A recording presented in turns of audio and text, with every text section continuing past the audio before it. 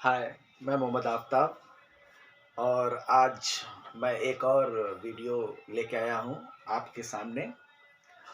ये है पतले लेंस के लिए न्यूटन के सूत्र का निगमन जो कि बहुत ज़्यादा इम्पोर्टेंट है और इसको आप ज़रूर और बहुत ही शॉर्टकट जैसे होता है ना फिज़िक्स शॉर्टकट नहीं है, समझना है, समझ के शॉर्टकट में आप कर सकते हैं और बहुत अच्छे ढंग से फिज़िक्स का ये डेरिवेशन कीजिए। मैं आपको बताने जा रहा हूँ इसमें, थोड़ा-सा ध्यान दीजिएगा। सिद्ध करना है हमें, जैसे न्यूटन सूत्र होता क्या है? न्यूटन सूत्र होता है जैसे कि वस्तु जो रखा गया है ए, बी और यहाँ पे जो प्रतिबिंब इसका बन रहा है लेंस के दूसरी तरफ ए डैश बी डैश, तो इनके और F1 यानी फोकस के बीच की दूरियों का जो अनुपात होता है उनके प्रथम और द्वितीय फोकस दूरी के गुणनफल के बराबर होगा। एक बार फिर मैं समझा दूं कि इनके बीच जो आप जैसे ये आप देख रहे हैं इसको हम ऐसे भी लिख सकते हैं कि x1 F1 is equal to F2 by x2, ठीक है। तो इसका डेरिवेशन हम करते हैं, आपको दिखाते हैं, थोड़ा सा इसको ध्यान से देखिए। यहाँ पे आप देख रहे हैं कि ए बी एक वस्तु है जिससे दो प्रकाश किरणें निकल रही हैं, एक समांतर है और मुख्य अक्ष के, इसको मुख्य अक्ष मानते हैं तो, और एक जो है कि उसके प्रथम फोकस से होकर जा रही है। इससे इनके लेंस में अपवर्तन होने के बाद ये ए डैश बी डैश पे प्रतिबिंब बनता है जो कि उल्टा प्रतिबिंब होगा, ठीक है। अब आकार में बड़ा या छोटा ये संभव नहीं है, ये आकार में दोनों बराबर हैं क्योंकि ये दोनों समांतर चल रही हैं और दोनों फोकस से चल रही हैं, इसलिए ये दोनों बराबर ही होंगी, यानी A B A dash B dash के बराबर होगा। आइए इसके बारे में, अगर इसका डेरिवेशन हम करते हैं तो मानने वाला काम हम लोग कर लेंगे। हम यहाँ पे केवल और केवल मैथमेटिकल कॉन्सेप्ट बता रहे हैं बच्चों, जो कि एग्जाम में वो चीज़ें आपको सहायता करेगा। बाकी सब आप लैंग्वेज आप अपने अकॉर्डिंग थोड़ा बनाकर लिख सकते हैं। अब हम चित्र में चलते हैं तो चित्रानुसार देखते हैं।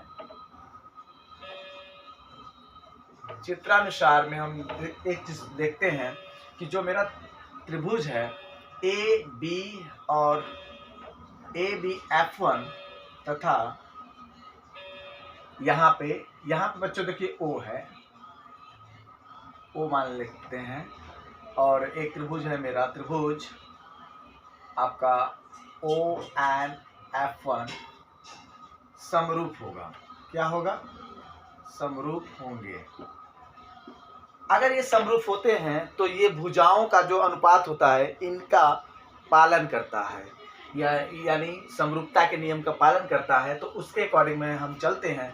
तो पहले हम इसका परपेंडिकुलर यानी लंबवत वाला ए बी बटे क्या करते हैं, इसका N O is equal to इसका फिर लेते हैं ए F1 बटे फिर उसके बाद F1O, इसको हम इक्वेशन 1 मान लेते हैं। इसी प्रकार लेंस के दूसरी तरफ देखते हैं तो लेंस के दूसरी तरफ भी जो हमारा दो त्रिभुज बनते हैं, एक त्रिभुज हमारा है MOF2 और एक त्रिभुज है आपका A dash B dash F2 जो कि समरूप होगा। इसी प्रकार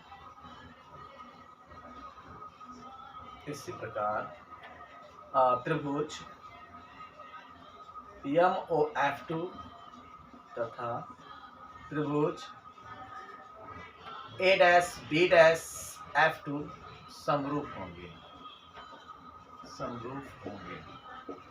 अगर ये भी समरूप होंगे तो ये भी समरूपता का नियम जो भुजाओं वाला होता है, भुजाओं का अनुपात यानी आर्म्स के रेशियो का वो पालन करेगा। तो इसके लिए भी हम वही रूल्स बनाते हैं।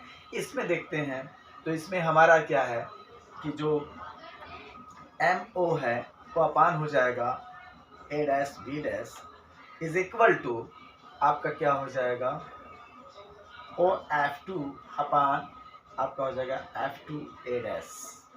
Equation number 2। मैंने सभी दूरियों को यहाँ पे दर्शा दिया है, वो दूरियां आप जानते हैं। एक कॉन्सेप्ट को हम लोग क्लियर ये करेंगे कि जैसे कि अगर समांतर प्रकाश निकल रही है, जैसे मुख्य अक्ष से समांतर है, तो ये लंबाई और ये लंबाई आपस में बराबर होगी। इस कॉन्सेप्ट को भी क्लियर करेंगे। और एक चीज और ध्यान देंगे कि ये भी दूरियां आपस में बराबर हो जाए, क्योंकि इस पे परपेंडिकुलर एसेलम में डालेंगे तो ये भी इसके बराबर होगी। ऐसे ही अगर हम इसको भी डाल देते हैं यहाँ से तो ये भी आपस में बराबर होगी। इस कॉन्सेप्ट के बेस पे चलते हैं तो हम ये देख सकते हैं एक चीज कि जो यहाँ लिखेंगे परंतु हम देख रहे हैं कि जो हमारा एमओ है वो ए बी के बराबर है, जो एमओ है मेरा ए बी के बराबर है, तथा हमारा जो अगला ए डैश बी डैश है वो हमारा ओ एन के बराबर है। इस कॉन्सेप्ट को, इसकी वैल्यू को हम उठा कर रख देते हैं समीकरण 1 और 2 में। हम या 1 को बदल लें या फिर 2 को बदल लें, किसी एक को बदल लेते हैं। तो समीकरण 2 से चलते हैं। समीकरण 2 से तो एमओ के स्थान पे मैं ए बी रखता हूँ और इसके स्थान पे O N, O F2 A dash, equation number 3। अब प्यारे बच्चों देखिए ध्यान से कि यहाँ पे देखिए लेफ्ट हैंड साइड इसका और लेफ्ट हैंड साइड इसका दोनों क्या है, आपस में बराबर हैं। बराबर हैं इसका मतलब कि हमारा राइट हैंड साइड भी बराबर हो जाएगा। ठीक है, तो यहाँ लिखेंगे हम समीकरण 3 व 1 से, तो हमारा हो जाएगा A F1 is by F1O is equal to O F2 upon F2 A dash. हमने सारी वैल्यूज मैंने आपको बता रखा है। इसमें देखेंगे तो ए F1 मैं दिखा देता हूँ, X1 है और आपका F1 जो O है वो आपका F1 है। ऐसे ही आपका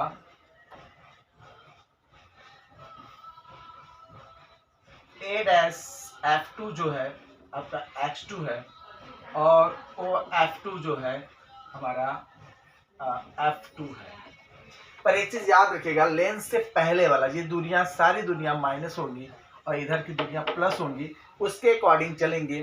तो इधर की दूरियां यानी ये माइनस और ये माइनस होगा। ठीक है, इसको हम रख देते हैं, इसमें रखते हैं तो हमारा क्या हो जाएगा, जैसे ए F1 की वैल्यू माइनस X1 अपान F1O की वैल्यू आपका minus F1 is equal to O F2 की वैल्यू F2 प्लस में होगा और ए डैश F2 की वैल्यू X2 होगा। ये माइनस माइनस बच्चों प्लस हो जाएगा, या आपका हो जाएगा X1 X2 is equal to F1 F2। तो आपका ये डेरिवेशन प्रूफ हो गया। तो आप स्क्रीनशॉट ले लीजिए और हमारे वीडियो को लाइक और सब्सक्राइब जरूर करिए और ज़्यादा से ज़्यादा शेयर करिए और इसको बढ़ाइए। ऐसे ही आफ्ताब सर आपके सामने आप लोगों को एक छोटे छोटे कॉन्सेप्ट में फिजिक्स की डेरिवेशंस को शॉर्टकट और अच्छे से समझाने का प्रयास करेंगे। और आप लोग अपना बहुत ख्याल रखिए, क्योंकि बोर्ड परीक्षा होने वाली है और बोर्ड परीक्षा अच्छे ढंग से दीजिए और अच्छे एटीट्यूड के साथ पढ़ाई करिए। Okay, bye bye.